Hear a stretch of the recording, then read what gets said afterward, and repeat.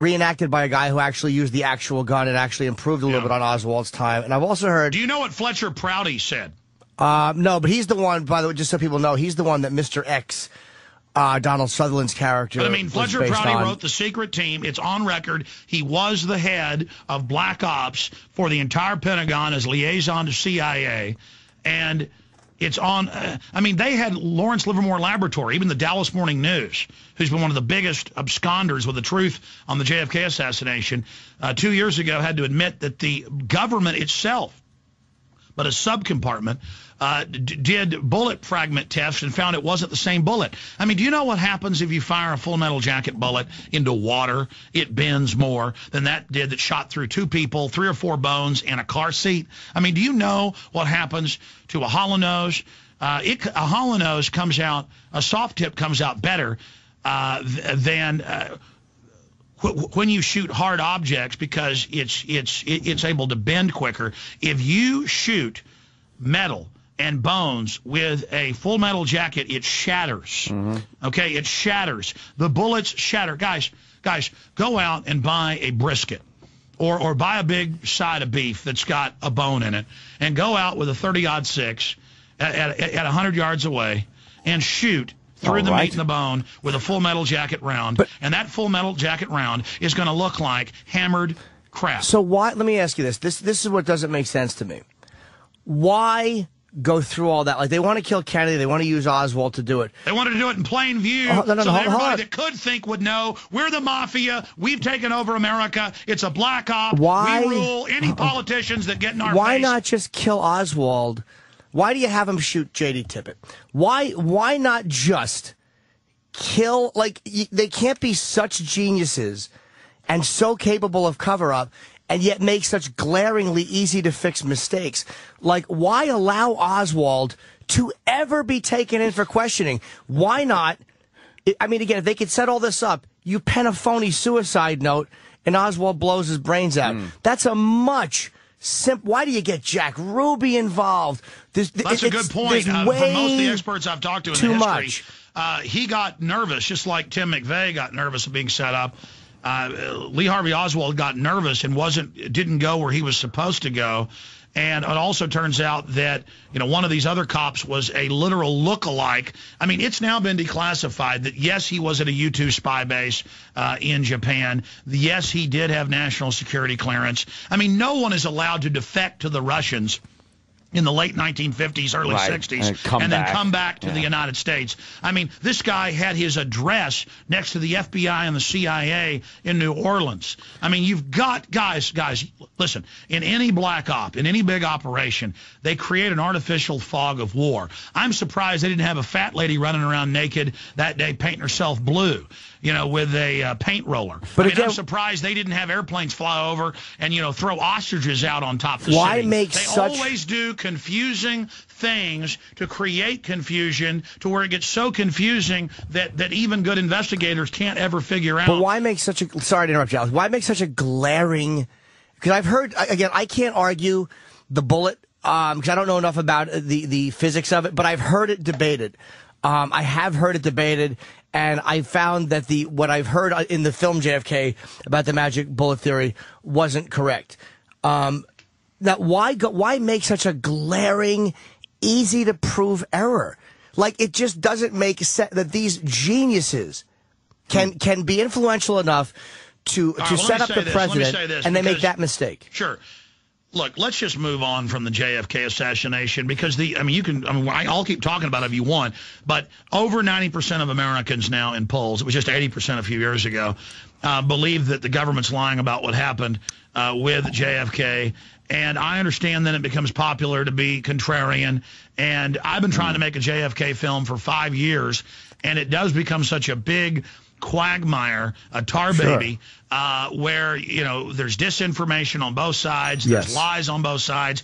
The issue is the preponderance of the evidence is JFK and Bobby, and I've talked to JFK's secretary, by the way, were fearing for their lives. They had been death threated. Oh, sure. Of course. Powerful President, Attorney General, at that time, especially, Sure. Well, I mean, it has been declassified that L.L. Lemnitzer, the head of the Joint Chiefs of Staff, came to Kennedy And sadly, Bobby greenlighted it. That's been declassified. That's ABC News, Baltimore Sun.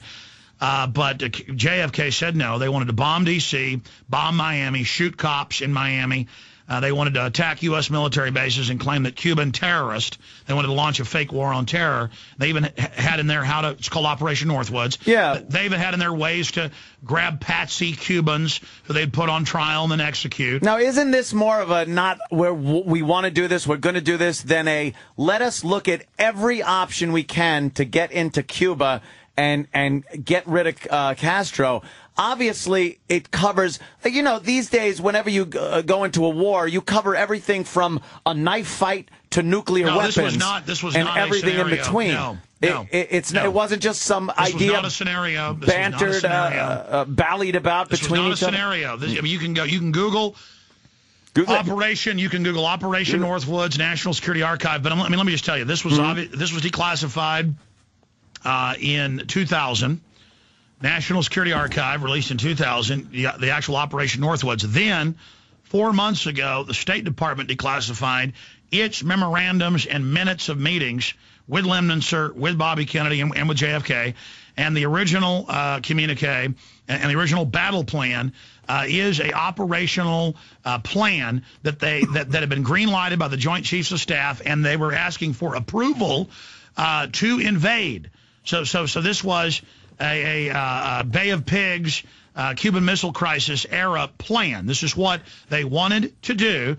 And Bobby said, well, actually, let's attack our embassy in Honduras instead of killing U.S. citizens. Bobby said, I don't mind killing a few people, but let's not have it be actual embassy staff in Honduras. And then let's say Cuba did that. It's too incredible to say that Fidel Castro would attack the U.S. And so they took that to Kennedy. And then he fired Lemnitzer, and he fired the Dulles brothers and the head of the CIA. And no, it's on record that this was an operational green light battle plan. And Kennedy had also given the order to recall our troops from Vietnam. He'd signed an executive order to begin abolishing the Federal Reserve. But I don't think anybody's disagreeing that there was a lot of motives to have JFK killed. Honestly, you might be right about all that. I don't know. I'm not saying you're wrong. And I'm not saying there weren't a lot of motives to have any president killed. But what I'm giving you is absolute admitted government fact. Gulf of Tonkin was staged. They did plan to stage terror attacks in the U.S. Even his brother agreed, but said do it in Latin America. And Kennedy said no. And they said, you think you're the president. Well, bang, you die. We're going to blow your head off in plain view. We're going to show everybody else in the establishment that the CIA can control the media, that we can kill a president in plain view and kill hundreds and hundreds of witnesses. And hundreds of people were killed that were witnesses to the fact. Hundreds were killed. Do you hear how the thing I have, the issue I have with that is and then there's disinformation to me that the conspiracy guys buy, well, Oswald was a terrible shot. First of all, he was a sharpshooter. He was not a terrible shot. That was a terrible rifle. He was a terrible, but there's that myth that he was a terrible shot, and he was not a terrible shot. He classified as a sharpshooter and as a marksman before he left the military. And to think that they would use such a blundering... That guy wasn't a communist. He's on record now. CIA. No, the point I'm making is why would they use... Guys, let's go back to But Alex, why would they use a bad shot? I'm just very basic common sense things. They're going to pull this off. You know what? This is a straw man argument. Listen. You know what a straw man argument is, right? No, I don't. It's what makes me question. For some of your audience who may not, let me just tell them.